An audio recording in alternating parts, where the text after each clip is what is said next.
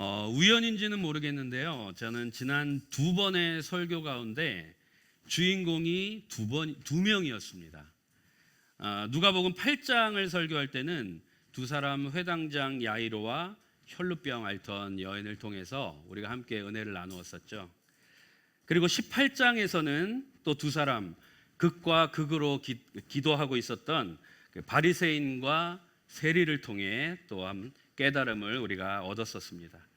그런데 오늘 24장을 설교할 때도 주인공은 몇 명일까요? 두 명입니다. 네, 지금 읽으셨잖아요.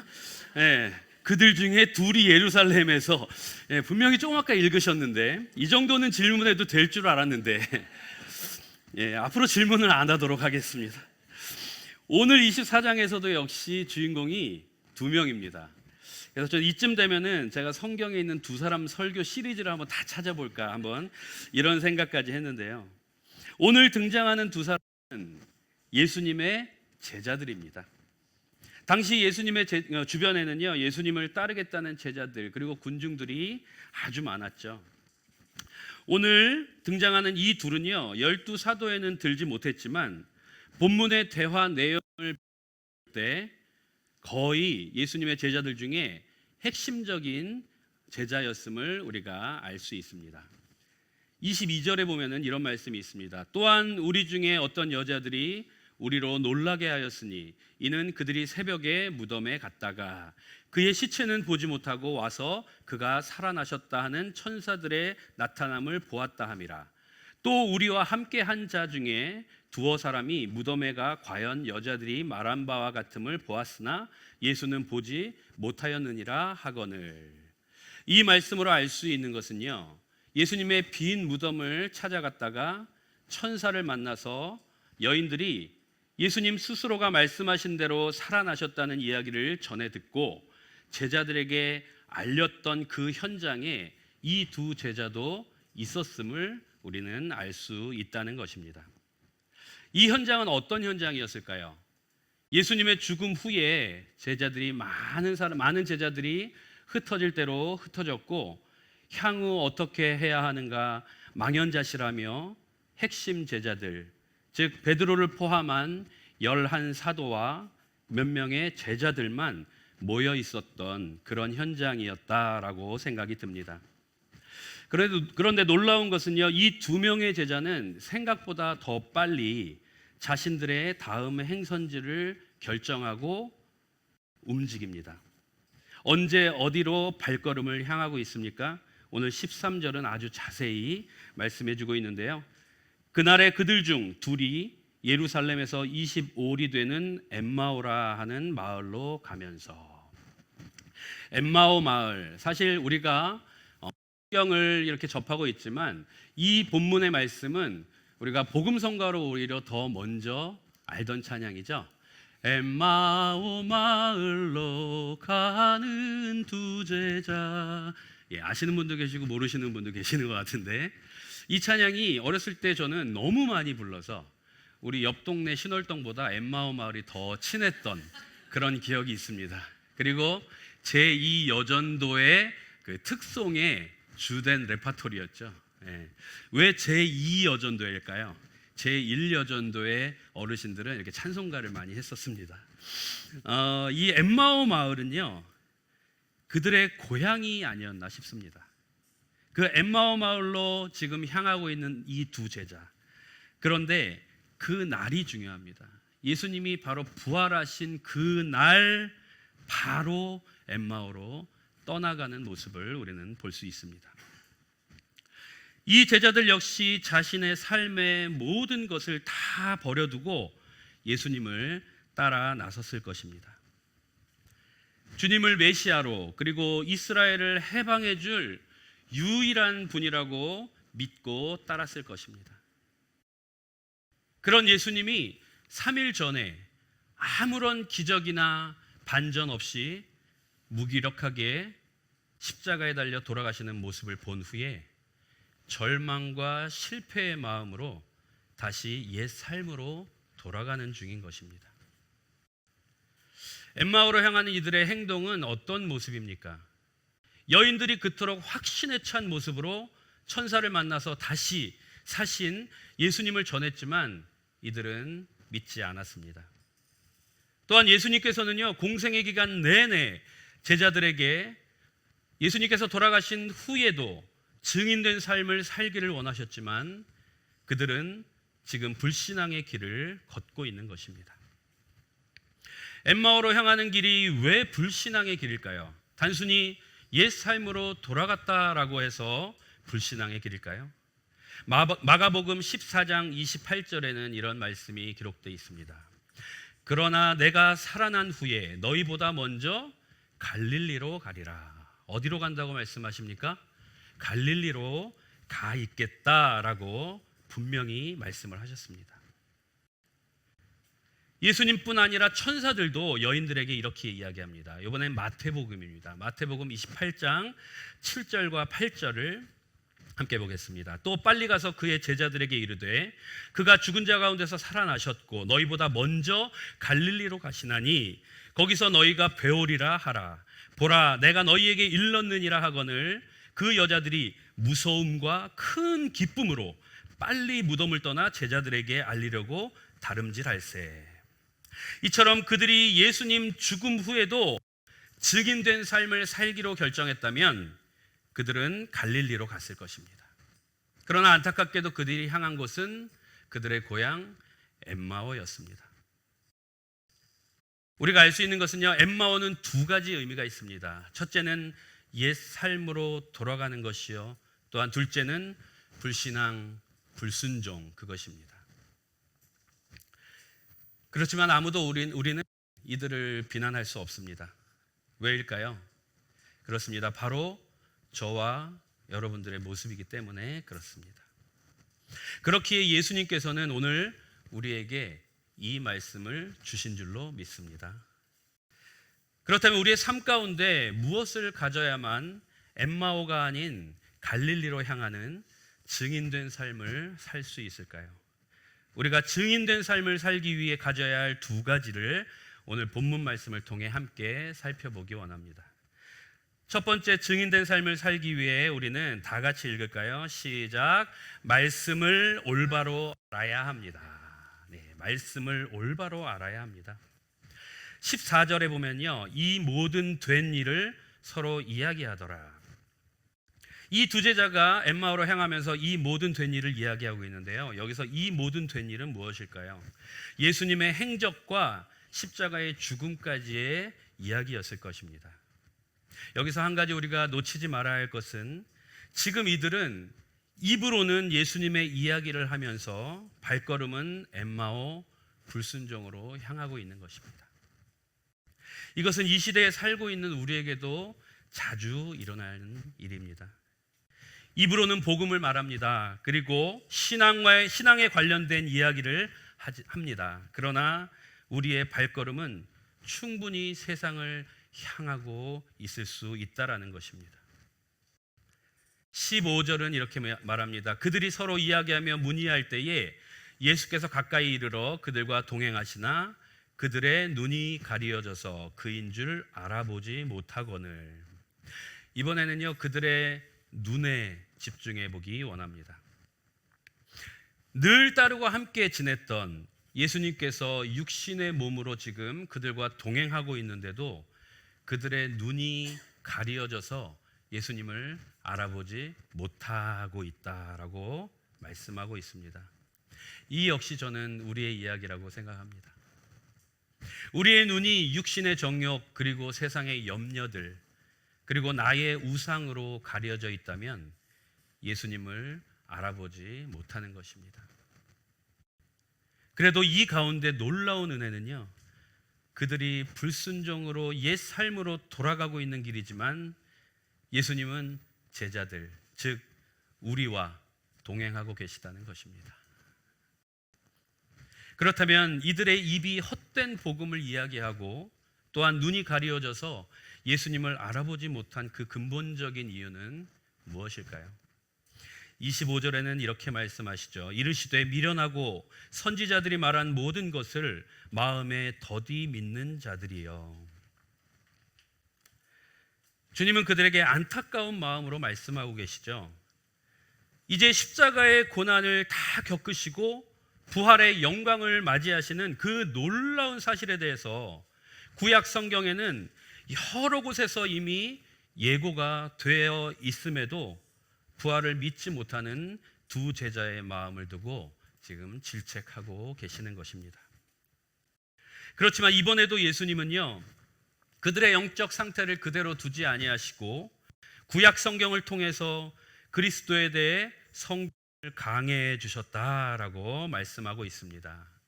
27절, 이에 모세와 모든 선지자의 글로 시작하여 모든 성경에 쓴 바 자기에 관한 것, 예수님이죠, 자기에 관한 것을 자세히 설명하시니라. 그것도 자세히 설명하셨다고 합니다. 예수님의 사랑이 느껴지십니까? 저는 이 27절을 읽으면서요, 예수님이 지금 강해 설교를 하고 계시다면 느낌이 어떨까? 이런 막 혼자서 막 예수님이 내 앞에서 지금 말씀을 풀어주시고 강해 설교를 하고 계셔 라는 생각을 하다가 안 되겠구나, 내가 히브리어를 못 알아듣는구나 라는 생각을 하게 되었습니다. 그래서 이 땅에서는 패스하고 천국에서 예수님의 강해 설교를 듣는 걸로. 결국 이들의 잘못된 방향의 영적 상태는요, 바로 하나님의 말씀을 제대로 알고 있지 못했기 때문이었습니다. 예수님과 늘 동행하고 따르면서도요, 이들은 지금 자기가 만들어 놓은 틀 안에 예수님을 넣어놓고 단지 자기들의 민족만을 구할 정치적 메시아의 예수의 그 제자로만 지내왔던 것이죠. 예수님께서 말씀을 설명하신 후 그들에게 어떤 일이 일어나죠? 32절입니다. 그들이 서로 말하되 길에서 우리에게 말씀하시고 우리에게 성경을 풀어주실 때에 우리 속에서 마음이 뜨겁지 아니하더냐 하고. 이 말씀으로 알 수 있는 것은요, 엠마오로 향하던 길은 불순종의 길이었기 때문에 지금 이들의 마음은 차갑게 식어져 있었습니다. 주님을 인격적으로 만나 성경이 풀어지기 전에는 이들에게 말씀은, 마음은 닫혀 있었다라는 것이죠. 이렇게 식어 있고 닫혀 있던 그들의 마음에 올바른 말씀의 해석은 그들을 완전히 변화시켰습니다. 그들의 마음이 지금 뜨거워졌고 활짝 열리게 된 것이죠.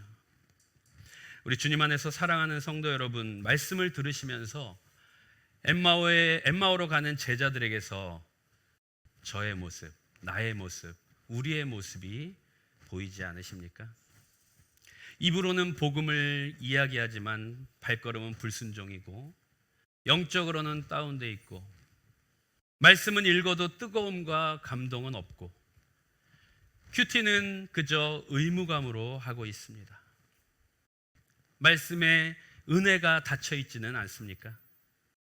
엠마오로 향하는 제자들은 바로 우리의 이야기인 것입니다. 그런데 그러한 모습의 우리를 그냥 두지 아니하시고 예수님은 우리에게 먼저 찾아와 주셨죠. 여러분, 그렇다면 우리 교회에서는 어떻게 말씀을 올바로 풀고 배울 수 있을까요? 우리 교회는 훈련 프로그램이 너무나 잘 되어 있습니다. 그리고 훈련 다 받으셨다고요?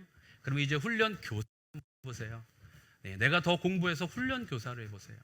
훈련 교사들도 매일매일 배워가고 있습니다. 또한 목장 큐티를 통해 우리는 계속해서 서로의 말씀을 또 점검하고 함께 은혜를 받고 있습니다. 바라기는 우리의 삶 속에서 찾아오신 주님의 말씀을 올바로 깨달아 증인의 삶을 살게 되시는 저와 여러분이 되시길 주님의 이름으로 축복합니다. 아멘. 증인된 삶을 살기 위해 우리가 가져야 할 첫 번째는요, 말씀을 올바로 알아야 합니다. 그러면 두 번째는 무엇일까요? 두 번째 함께 읽습니다. 시작. 우리 마음에 예수님을 모셔야 합니다. 네, 우리 마음에 예수님을 모셔야 합니다. 본문 28절은 이렇게 상황을 이어가고 있어요. 그들이 가는 마을에 가까이 가매 예수는 더 가려 하는 것 같이 하시니. 엠마오에 거의 다 왔습니다. 예수님과 함께 동행하여 왔죠. 근데 예수님은 그들과 같이 가지 않고 가려던 곳으로, 이제 헤어질 때가 됐다라고 말씀하신 것 같아요. 계속 가려고 하셨다고 합니다. 아마도 제가 생각할 때는 갈릴리가 아니었을까 생각을 합니다. 지도상으로 보면요, 여기 예루살렘이 있으면 엠마오는 요쯤에 있습니다. 25리쯤에 여기에 있고요. 갈릴리는 이 위에 있습니다. 예수님은 갈릴리로 가셨으면 바로 가셨을 수 있었을 텐데 엠마오로 이 두 제자를 위해서 엠마오로 가셨던 것 같습니다. 그리고 갈릴리로 가시려고 했겠죠. 그때 이 두 제자의 행동이 우리의 눈길을 끕니다. 29절, 그들이 강권하여 이르되 우리와 함께 유하사이다. 때가 저물어 가고 날이 이미 기울었나이다 하니 이에 그들과 함께 유하로 들어가시니라. 처음에 예수님이 지금 이들에게 다가와서 왜 그리 슬픈 얼굴을 하고 무슨 이야기를 하느냐라고 다가왔을 때 예루살렘에서 일어난 이 엄청난 사건을 당신만 모르십니까? 타박하던 그때의 분위기와는 너무나 다른 상황이죠. 여기에 쓰인 강권하다라는 헬라어의 원어의 이 문맥 가운데의 뜻은요, 자신들을 위하여 간절하고 절박하게 간청하다라는 뜻을 가지고 있습니다. 또한 강권했다라는 단어로 우리가 유출할 수 있는 것은요, 예수님께서 이들의 부탁을 몇 번 사양했을 것이다 라는 것입니다. 그런 상황에도 이렇게 계속해서 간청하였다는 것은 이들의 마음 가운데 아직 자신들에게 그 소원함이 있었다라는 것입니다. 아, 이 사람 우리의 절망과 슬픔을 바꾸어 줄 수 있는 뭔가를 갖고 계신 분이구나 라는 마음을 확신했던 것이죠. 이 사건은 그들에게 놀라운 기적과 같은 일입니다. 예수님을 간청했던 것은요. 그들의 간청함은 예수님의 마음을 움직였고 함께 유하게 되었죠. 예수님과 함께한 시간은 불순종으로 향하던 제자들의 인생 중에서요, 가장 중요한 갈림길에서 터닝 포인트와 같은 그런 사건이 되었던 것입니다. 본인들의 절박한 간청으로 얻은 결과였던 것이죠. 성도 여러분, 예수님은요, 우리 마음이 닫혀 있으면 억지로 열고 들어오시지 않습니다. 우리가 예수님을 초대하고 그분을 간절히 간청할 때 우리 예수님은 찾아오십니다. 예수님을 우리 마음에 초대하시길 바랍니다. 아멘. 그들의 제자들의 강권이 우리도 간절히 주님을 내 안에 모시기 원할 때에 그때 예수님 우리 안에 오셔서 우리의 인생의 목적지를 인도해 주실 것입니다. 제자들이 자신들 인생에서 가장 중요한 때에 예수님을 초대했습니다. 하나님의 말씀을 더욱더 갈망했던 것이죠. 그때 그들의 눈이 밝아져 부활하신 예수님을 그제서야 알아보게 됩니다. 31절 볼까요? 31절은 너무나 은혜로운 말씀이라서 우리가 함께 읽도록 하겠습니다. 시작. 그들의 눈이 밝아져 그인 줄 알아보더니 예수는 그들에게 보이지 아니하시는지라. 아멘. 이 31절을 저는 굉장히 많이 읽었어요. 또 은혜를 달라고 계속해서 묵상을 하고 읽었습니다. 근데 이런 마음을 주시더라고요. 계속 읽으면서 성경에서 오늘도 저에게 깨닫게 해주신 그 말씀을 무엇일까 계속 기도했을 때, 예수님을 우리 마음에 초대했을 때 우리 마음에 들어오셨기에 더 이상 육의 예수님은 보이지 않아도 되는 것이 아닌가. 그렇지 않을까요? 육의 예수님이 우리 눈에 보이지 않아도 우리 마음 가운데 계시기 때문에 이제 더 이상 예수님은 보이지 않았던 것 아닌가, 저는 그렇게 해석을 했습니다. 여러분의 삶 가운데 해결되지 않은 문제와 슬픔이 있으십니까? 마음을 열어 말씀으로 오신 예수님을 초대하십시오.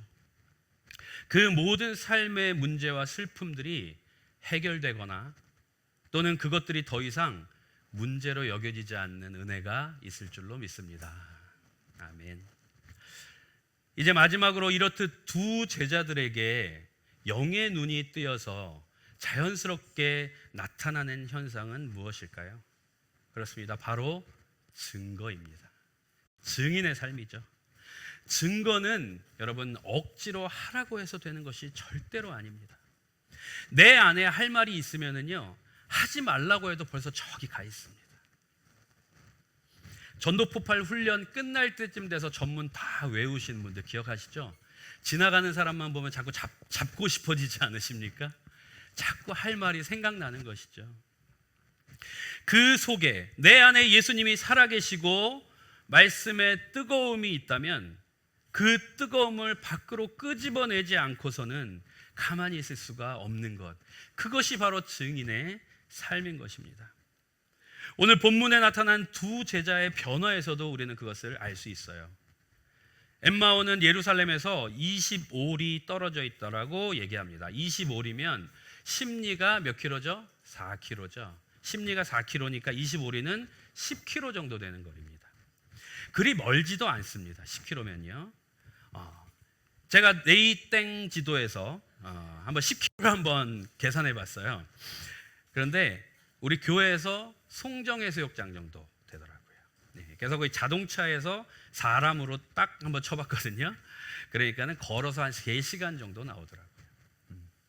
오늘 큐티 말씀입니다. 24장 11절에 새벽에 여인들의 말을 듣고 제자들은 그 말이 허탄한 듯이 믿지 아니했다라고 얘기했어요. 그러면은요, 더 이상 그곳에 지체할 이유가 없었겠죠. 그래서 제가 느낌에는 이 두 제자가 새벽에 그 이야기를 듣고 아침에 짐을 쌌을 것입니다. 그런데 29절에 보면은요, 그들이 강권하여 우리와 함께 유하사이다. 때가 저물어가고 날이 이미 기울었나이니 하루 종일 10km의 거리를 걸어왔다라고 말하고 있습니다. 터벅터벅 힘없이 쉴 곳이 있으면 앉았다가 서로 이야기하다가 그렇게 넋두리하면서 10km의 거리를 하루 종일 한 것이죠. 그런데 부활하신 예수님을 만나고 가리어있던 영의 눈이 떠진 후에 이들의 모습은 어떻게 바뀝니까? 33절입니다. 곧 그때로 일어나 예루살렘에 돌아가 보니 곧 그때로 일어났다라고 이야기합니다. 잠시의 지체함도 없습니다. 빛과 같은 속도로 쉬지도 않고 예루살렘으로 간 것 같죠? 이것이 누가 하라고 해서 되는 것일까요?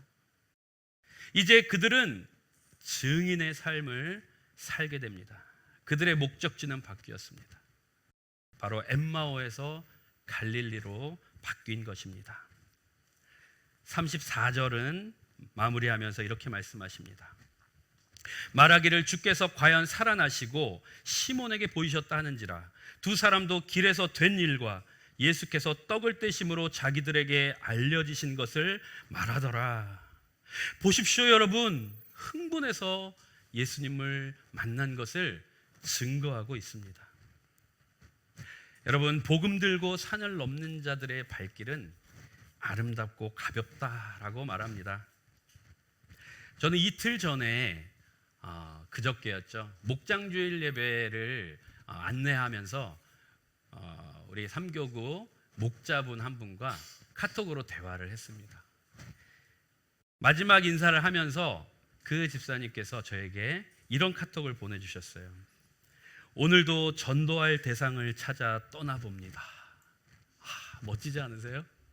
전 너무 큰 울림이 있었어요. 오늘도 전도할 대상을 찾아서 떠나봅니다. 이 집사님의 하루는 얼마나 발걸음이 가볍고 기쁠까요?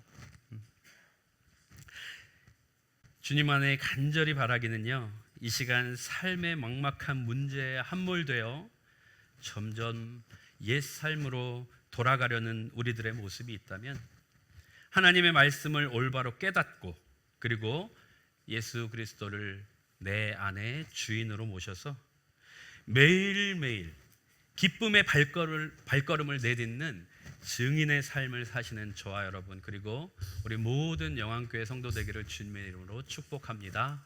아멘.